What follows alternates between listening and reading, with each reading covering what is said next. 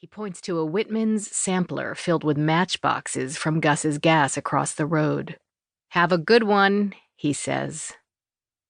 She drives around the block to the high school. She turns into the last row of the parking lot, territory once claimed by the tough guys who used to smoke their unfiltered Camels and rolled their joints over by the pine trees.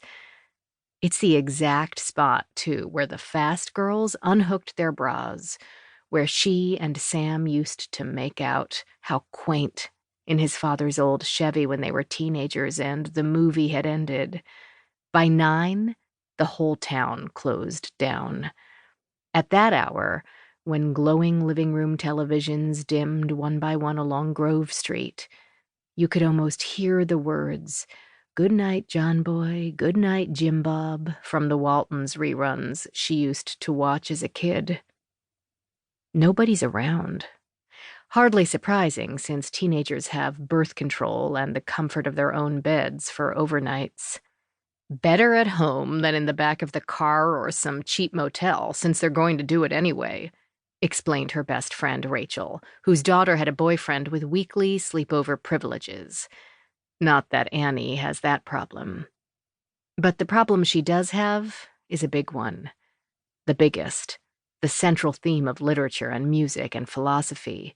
Not cigarettes and teenage sex and municipal taxes, or narcissistic mothers or bland pickles. It's the major enigma/obsession of all time. She pulls a pack from the carton and begins to tear it open, still wearing the ruffled purple gloves Ursula sent her. The leather is so fine, a second skin, the cashmere lining so fitted to its outer layer that she manages to extract a cigarette even though her hands are trembling. She hasn't smoked since her first pregnancy, except for 1 or 2 during Ursula's high-stress visits, but never through the other doing everything right pregnancies, 4 of which ended in miscarriage, and the last, a daughter, stillborn. The never again. After that, she lost the taste for it. Is this why? The smoking? Something to keep her hands occupied when she felt shy at a party, a country bumpkin's glaze of sophistication, a no-cal substitute when she looked through the drugstore window and spied one of her friends demolishing a hot fudge sundae at the soda fountain? This despite so many hard-won tobacco-free years, despite all those meetings of Smokers Anonymous in dark church basements and shabby cafeterias.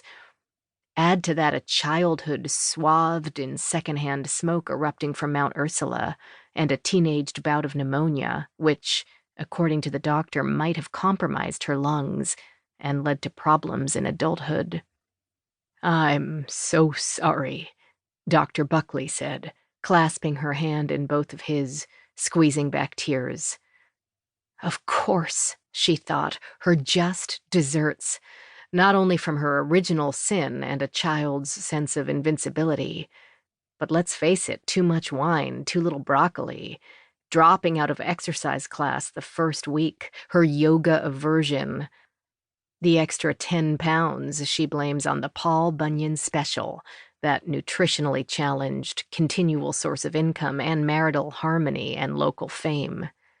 Just bad luck. Just life, Dr. Buckley added. Screw life, she says now. She's only 37, damn it. Not that her mother would appreciate the only. "Darling," Ursula demanded when Annie turned 30, "let's keep your age entre nous," in the same voice she'd used to insist that her toddler daughter address her as Ursula, more soroorial than the maternity-revealing Mama. Annie strikes the match, lights the cigarette, holds it between the second and third fingers of her still-gloved hand. The cigarette nestles right in as if she's just restored a missing digit. Annie inhales, coughs, and feels awful. Dizzy, like her 12-year-old pudgy self when her mother first offered her a parliament, promising a trim waist.